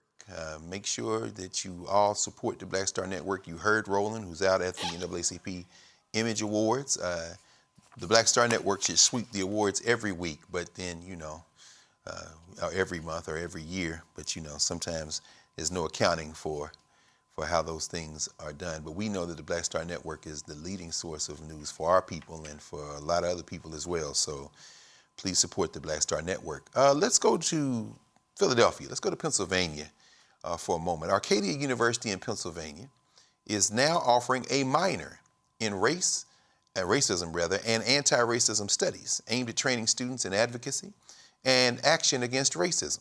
The university emphasizes its long-standing commitment to justice, equity, diversity, and inclusion, as well as its efforts to combat systems of anti-Black racism, as highlighted on the program's webpage. It asserts that this program is particularly important given the current political climate. Conservative critics and think tanks have criticized curricula centered on diversity, equity, inclusion as one-sided and dismissive of ideological diversity. Reese, this attack on universities has been relentless. We did get some good news out of New Hampshire a few days ago. The American Civil Liberties Union and the ACLU of New Hampshire was able to go to court, and we see that this Dear Colleague letter, this foolishness that came out last year, has been completely neutralized, so we don't have to worry about that. But still, there's a chilling effect. K-12, universities, what's your sense of this continued assault on curricula, and in this case, Arcadia University pushing back and saying, no, we're going with our full chest forward? Should more schools try to follow that example? Well, absolutely. I mean, I love that they're doubling down because this is an important topic. And let me tell you something. When you're looking at the conversation around this Texas Senate race, it's needed, okay? Even from so-called allies. You've been saying soft white nationalists for years, Dr. Carr, but it's very clear that people are not as anti-racist as they like to claim that they are. And so, yeah, I appreciate that. And I think it just shows how absurd it was with the court wins in particular, that so many universities were just chomping at the bit to comply in advance with the Donald Trump administration. It also showed that people did that because that's what they wanted to do anyway. So the first chance that they got, that permission slip to say, let's pull the rug from under these DEI programs, let's pull the rug from all of the advancements that we've made, which, mind you, there were still massive disparities when it came to admissions for Black students or even, programs and things of that nature. But the first chance that they got to take things away, they were like, sign me up. And so I think that what has been very revealing through what this administration has tried to do is who's on our side, who's on the side of humanity, who's on the side of decency, and who is on the side of, I'm going to do the bare minimum and I'm going to provide the illusion that I really care and that I'm in this to actually move the country forward or move the needle forward until it's no longer convenient for me. Absolutely. It's breaking news to me. I didn't know. I don't know, Reese. Did you see this? Cardi B was in Texas, and she urged her followers on Instagram to vote next week for Jasmine Crockett over James Tallarico. Did that happen today? I saw it. I love me. Well, break that down for us, because I'm going to go to the next story, but I just saw that. I was like, wait a minute, hold on. So, yeah, how important is that? I mean, in the grand scheme of things, we certainly saw Nicki Minaj over there stumbling over her life for whatever reasons with Trump. But, I mean, how do you interpret this? I know young people in particular may be following something like that. I'm skeptical that it moves the needle very much. I mean, we saw when Beto run, he had Beyonce in her shirt. She had her little, Beto shirt on. We've seen celebrity endorsements on both sides of the aisle plenty of times. I don't think that it really makes much of a difference. But what it can do is it can generate some enthusiasm. It can make it more of an event. It's sometimes that helps get people out is people feeling like they're a part of something. And so I think that at a minimum, it can't hurt. You know what I'm saying? Gary Chambers, our good brother Gary Chambers, has been breaking down the numbers in Harris County, for example, and saying like, look, this turnout is not that great so far. It's certainly not running ahead or not running ahead by much of prior election cycles. And the theory of Jasmine Crockett's race or Congresswoman Crockett's race is that she can activate disillusioned and disaffected voters. Now, in her defense, part of the reason why maybe they haven't been as activated is because the mainstream media and the white nationalists, the soft white nationalists, let me put it that way, have really tried to drive home this point about electability and about only Tallarico can win, even though white men have been losing for 30 years statewide on the Democratic side.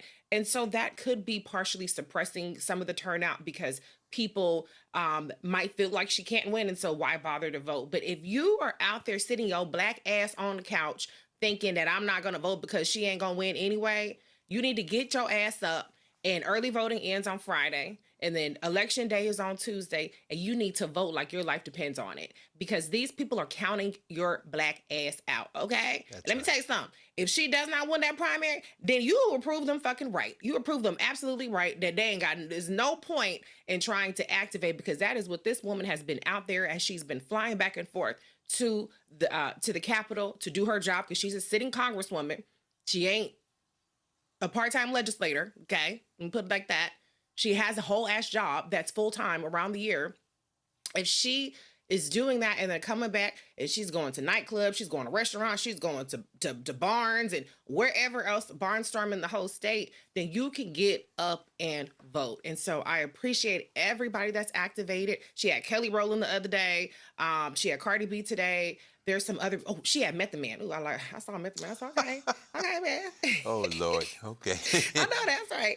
So I'm just saying, look, I would vote anyway, but I'm just saying, some people are probably looking at it like, okay, I know that's right. Let's go with Jasmine. So even if, I'm going to say this, let's say that the turnout is not as massive, and let's say she barely ekes out a win here. I think, though, that being able to silence the doubters who do not think that black voters are worth investing in, and people who may have been tempted to be apathetic because, well, she ain't gonna win anyway.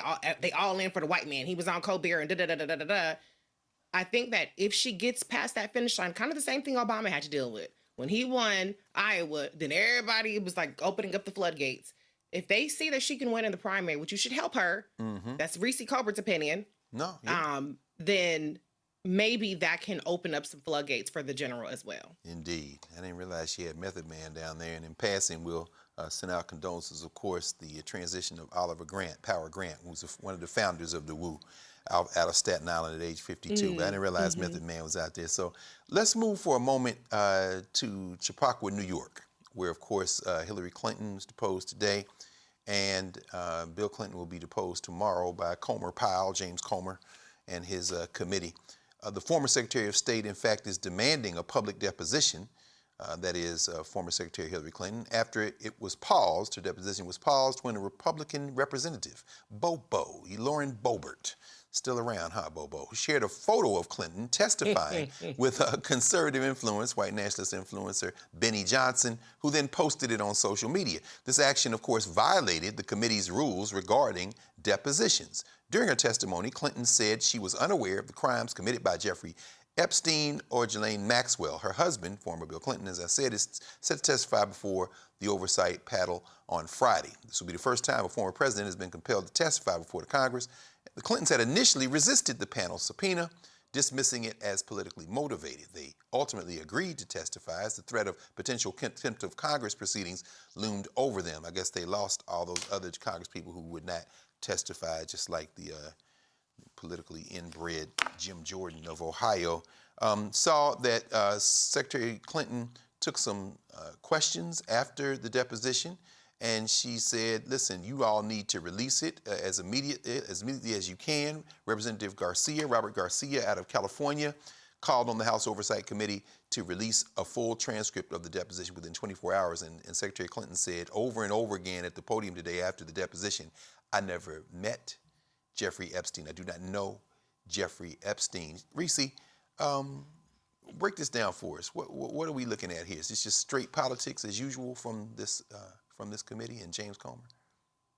Of course it is. It's politics. It's the politics of distraction. And it's giving people something to focus on. Hillary Clinton has always been a lightning rod for Republicans. But if we're gonna interview first ladies, what about the first lady? Well, ain't no more East Wing jail. Because Trump just illegally bulldozed that shit. That shit's gone. That's where she was supposed to be. But wherever Melania is trolloping around Mar-a-Lago or wherever she's maybe taking up space, maybe she got a trailer on the West Wing. Why don't you haul her ass in front of Congress? Because she's a first lady and she's in the Epstein files. That's not chick. That's what I thought. Where is her testimony at? She's more closely connected to Jeffrey Epstein than Hillary Clinton. Now, Bill Clinton, I can't vouch for him because his ass was all up and through there, all up in the pictures and all kind of shit. So whatever happens to him, child, that's not my business, and I ain't got a problem with it. That's for the prosecutors to handle. If you don't have nothing for prosecutors, then we ain't got to hear from them, okay?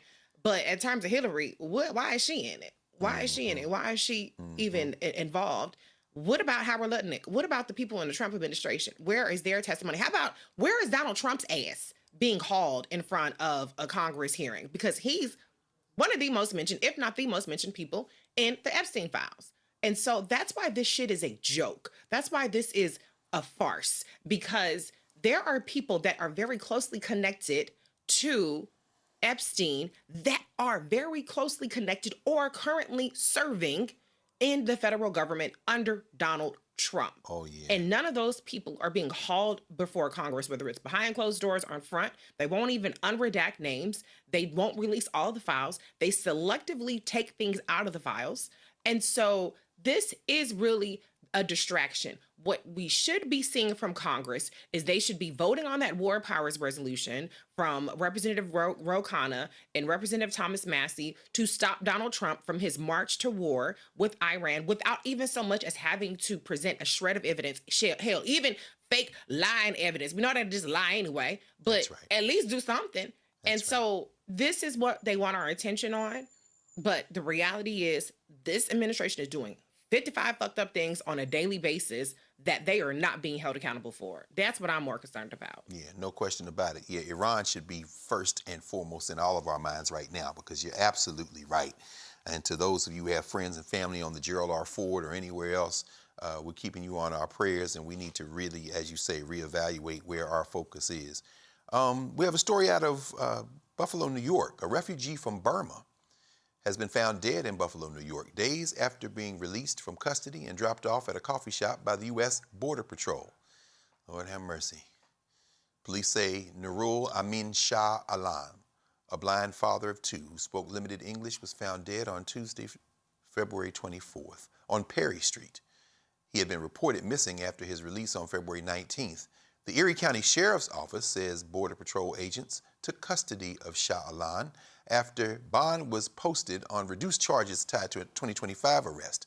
Customs and Border Protection says agents gave him a, quote, courtesy ride, really, to a Tim Hortons near his last known address, and that he showed no signs of distress. The Erie County Medical Examiner ruled his death health-related, with exposure and homicide ruled out. And Cole asked Buffalo, what kind of medical exam? Buffalo's mayor, Sean Ryan, is calling the death preventable and is demanding answers as the investigation continues. Here's what he had to say, Sean Ryan's statement. And the statement is as follows, quote, the preventable death of Nurul Amin Shah Alam is deeply disturbing and a dereliction of duty by the U.S. Customs and Border Protection. A vulnerable man, nearly blind and unable to speak English, was left alone on a cold winter night with no known attempt to leave him in a safe, secure location. That decision from U.S. Customs and Border Protection was unprofessional and inhumane. The U.S. Customs and Border Protection must answer for how and why this happened. Buffalo is a city that welcomes refugees and believes government should protect human dignity, not endanger it. U.S. Customs and Border Protection failed that basic standard, end quote. But of course they failed that basic standard. These racist brown shirts, pieces of men with tissue paper over the bottom of their faces to hide their shrunken manhood. Reese, this escalation and this war on people, particularly non-whites, I don't call them people of color. White people have color too. But, you know, when is this going to end? What do we have to do to make sure that it ends? Well, first of all, we have to stop giving these people a permission slip. That's what people did when they voted, not only for Donald Trump, but when they voted for a Republican trifecta. Congress is, I don't want to say neutered, because that assumes that there's some passiveness to what's happening. They are actively complicit. They're actively actually co-conspirators in what is happening, because we see this administration operating with impunity, breaking the law in every possible way that you can break the law, and signing memos and signing executive orders that have no legal teeth, but they are empowered to do so because who's going to check them, boo? That's exactly And so as long as the people that are being, let me take it back. I was going to say, as long as people that are being victimized look like him, then this isn't going to change. But guess what? How long of a story was Alex Preddy and Renee Good? That's right. Those were two white names that I didn't even hear one time. And Donald Trump's We Shall Overcome White People Awards ceremony, also known as the State of the Union, where he talked about every white person that's ever come everything, and white people didn't get killed by this person, by that legal person, and all kind of shit. Alex Preddy and Renee Good were not talked about at all. That's right. During that 2 hours. And so it actually doesn't matter what these people who are being killed, hunted, kidnapped, trafficked look like, because this society, whether through action, which is voting, or inaction, which is keeping your dumb ass at home, regardless of the threat that we're seeing, have given a permission slip to lawlessness, to white nationalists, and anybody can get it. That's why I call it Trump Girl Crow, because anybody can get it. Not just black people, not just immigrants, not just undocumented, but anybody. That's very true. That's very true. Before we go to break, we will note, and thank you, Reese, for expanding that to say society. That is that today is the 14th anniversary of the killing of Trayvon Martin in Sanford, Florida. So we want to take a moment here and, of course, continue to think about Tracy Martin Sr. and Sabrina Fulton, of course, and particularly Sister Sabrina has done so much work. We know that they lost their child, 14 years ago today. So you're watching Roland Martin Unfiltered on the Black Star Network. We will be right back.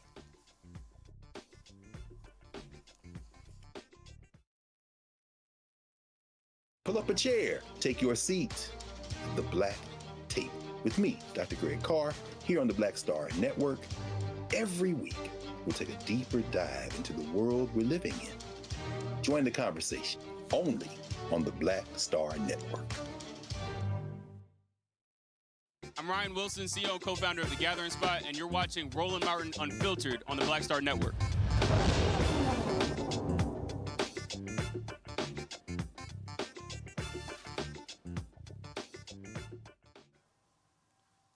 Welcome back to Roland Martin Unfiltered here on the Black Star Network.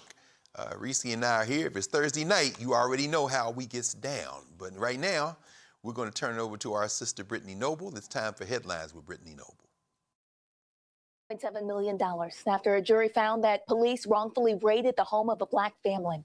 A federal jury determined that a 2018 Chicago police raid at the Tate's family home at Back of the Yards Apartments violated their civil rights. Ebony Tate, her mother, Cynthia Eason, and her 4 kids, Imani, Lanaya, Legend, and Lakaya Booth were at home on August 9, 2018, when that incident occurred. CPD SWAT teams set off flashbang grenades outside the family's apartment before breaking down the door and repeatedly pointing assault rifles directly at the kids. The 4 children were 13, 11, 8, and 4 years old at the time. The jury found CPD officers guilty of acting improperly and using excessive force against the family. During the raid, Tate suffered a panic attack, and her mom was forced outside in front of her neighbors in only a T-shirt and underwear. And now one of the largest payouts from the city. The family, along with their lawyer, speak out about winning the case. They say each child will get $1 million in damages, while Tate and Easton will each get $750,000. The city says it disagrees with the verdict and it's exploring post-trial motions. Well, a car chase involving federal immigration enforcement officers led to a multi-vehicle crash Wednesday in Newark, New Jersey. Mayor Ross Baraka said on social media that ICE agents attempted to pull over a van in the state's largest city when the driver fled. He said the ICE agents gave chase, resulting in an accident involving several vehicles, including one carrying 3 kids. The driver of the van was injured and taken to the hospital. It was not immediately clear the extent of the driver's injuries or why the person was being pursued by ICE. Baraka said in an interview to reporters that he expects to hold agents accountable for their actions. He also said Newark police were not involved with ICE's investigation and only responded to the crash. A guest of Congresswoman Ilhan Omar, Minneapolis resident Aaliyah Rahman, was arrested by Capitol Police during the State of the Union after standing in the gallery. She's a U.S. citizen was injured in January when federal immigration agents in Minneapolis forcibly removed her from her car. Omar is calling for an investigation, saying her guest was removed despite warning officers about her shoulder injuries and was charged with unlawful conduct for her brief protest during the president's speech. Rahman talks about the moments leading up to her arrest. Capitol Police say that Rahman began demonstrating around 10:07 p.m. That's nearly an hour before the president ended his remarks, and they also said that she ignored multiple requests to sit down. They go on to say it's illegal to disrupt the Congress and demonstrate in the congressional buildings. Colgate Palmolive says it will ask investors to vote against a conservative shareholder proposal to remove diversity, equity, and inclusion criteria from its board selection process. While many companies scaled back DEI programs over the past year and political pressure, well, Colgate is actually standing firm, joining a small group of firms like Costco and Apple and maintaining its policies. In 2025 proxy statement, that company noted that 3 of its director nominees are members of underrepresented communities. Singer Brian McKnight is suing Ricky Smiley, radio host Karen Clark, and Urban One for defamation. McKnight is fighting back after he claims he was targeted by false and defamatory accusations made by his ex-wife, Julie McKnight, during an interview in 2025 on Foxy 107.1, owned by Urban One. Brian says his ex-wife, Julie, accused him of being a neglectful father and emotionally abusive towards her and her kids. The suit alleges that Clark amplified the accusations without any opportunity for the singer to defend himself. The suit says the defamatory allegations were rehashed in December of 2025 on the Ricky Smiley Morning Show podcast. McKnight says that the accusations severely damaged his career and reputation. He's asking for $25,000 for compensation and punitive damages and for ongoing damage to his career and reputation. Oliver Power Grant, a founding member of the hip-hop group the Wu-Tang Clan, has died. He was 52 years old. The Staten Island-based hip-hop collective confirmed his death Wednesday, February 25th, through an X post. Rest in Power, the group wrote alongside a video showing interview clips of the foundational member. No further details were shared about Grant's cause or manner of death. On Tuesday, February 24th, Grammy-winning rapper and also a founding member of the group in 1990, Method Man reported Grant's death on Instagram. Greg? Thank you. Thank you very much, Brittany. And everyone make sure, and one of the exciting new shows has been rolled out here at the Black Star Network, Catch the Breakdown with Brittany Noble on the Black Star Network, Monday through Friday at 12 p.m. Eastern Standard Time. Lot going on this weekend. Reese, we're expecting you on Channel 126, Sirius Urban View, where talk empowers and becomes action. On Saturday from 3 to 4, period. The Reese Colbert Show. 2 to 4, honey. I got 2 to 4. 2 hours. Oh, I'm sorry. I'm tripping. You know, I know better than that. Plus, you be on with Clay, too. So, you know, we go all Reese all the time, though, because you got the full spectrum covered. So that's what I'm talking about. Shout out to Sankofa Video and Books on Friday. Tomorrow, there's a free screening at 10 a.m. If you're a high school student in the DMV or outside of DMV, if you can make it to the Lincoln Theater on U Street, the new film by Haile Gerima, 10 hours, 5-episode documentary. They're going to screen about an hour of it for high school students tomorrow morning at 10 a.m. for free. Black Lions, Roman Wolves. We talked with Haile and Shriek Gerima on the Black Table for a new session at the Black Table. So check out that conversation. And that evening, tomorrow evening at 7 p.m., there's a gala. It's a fundraiser and a support for Sankofa. Go to sankofa.com for more on that. So that does it for us here at Roland Martin Unfiltered. Thanks, Roland, for letting us fly the mothership for this last hour, for trusting Reese and I. And thank everybody here. You know, Carol calls, say, okay, get in that seat. Yes, ma'am. You know, I got to do that. So Roland will be back tomorrow. Have fun out there in L.A., California, IA, the city of angels. Hollywood, say hello to the NAACP and tell them stand up for black people. Anyway, we will see you all tomorrow. And Roland Martin Unfiltered, holla.